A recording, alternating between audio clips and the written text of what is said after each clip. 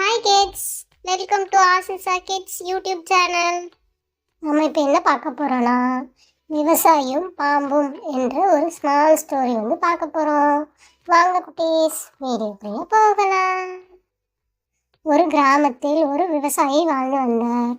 ஒரு நாள் அவர் வயலில் வேலை செய்து கொண்டிருக்கும்போது ஒரு பாம்பு அவரை கடிக்க பார்த்தது. ஆனால் விவசாயி அஞ்சவில்லை. அவனிடம் இரக்கமுடன், "நீ என்னை கடிக்க ஏன் விரும்புகிறாய்?"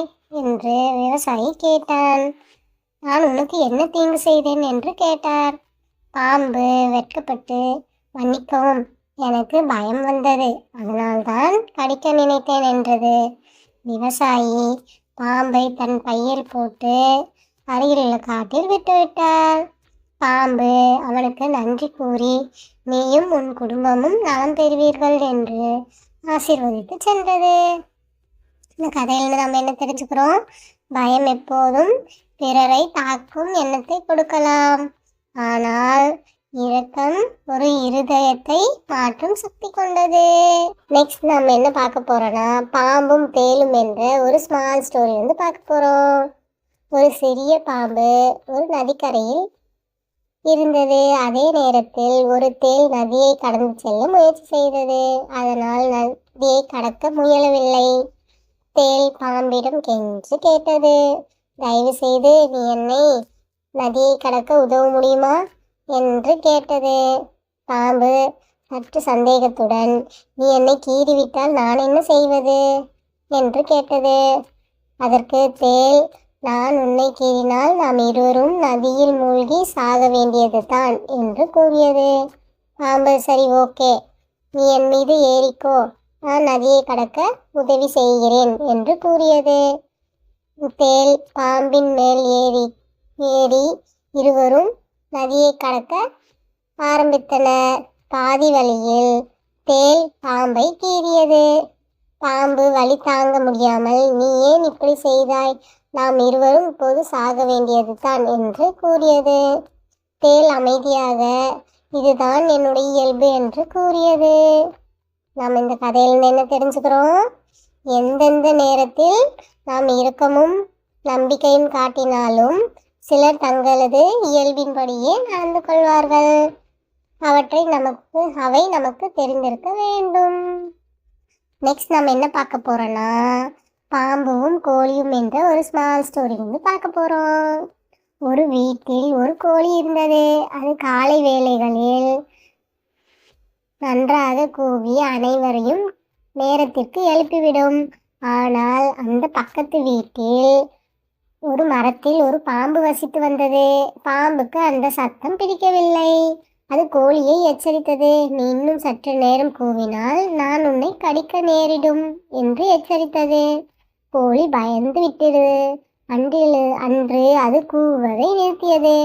இதனால் வீட்டில் உள்ள அனைவரும் குழப்பமடைந்தனர். ஏன் நம்மளுடைய கோழி இன்னும் கூவவில்லை என்று அனைவரும் யோசித்தனர். அனைவரும் சென்று கோழியை விசாரித்த போது கோழி குரல் கொடுக்காமல் பயந்து மரத்தையே பார்த்து கொண்டிருந்தது.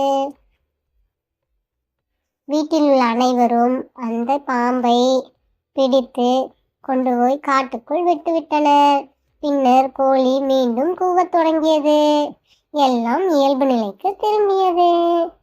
இந்த கதையிலிருந்து நம்ம என்ன தெரிஞ்சுக்கிறோம்? நாம் யாருடைய அழுத்தத்தாலும் நம் இயல்பை இழக்கக்கூடாது.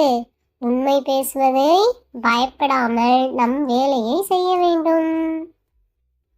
நெக்ஸ்ட் நம்ம என்ன பார்க்க போறோம்னா, புத்திசாலியான பாம்பு பற்றிய ஒரு ஸ்மால் ஸ்டோரி பார்க்க போறோம். ஒரு காட்டில் ஒரு புத்திசாலியான பாம்பு வசித்து வந்தது. அது அந்த காட்டின் வனராஜா போல இருந்தது. யாரும் அதை இடையூறாக நினைக்கவில்லை, ஏனெனில் அது யாரையும் வம்பிழுக்காமல் இருந்தது. ஆனால் ஒரு நாள் அந்த காட்டில் புதிய யானை குழு ஒன்று வந்தது.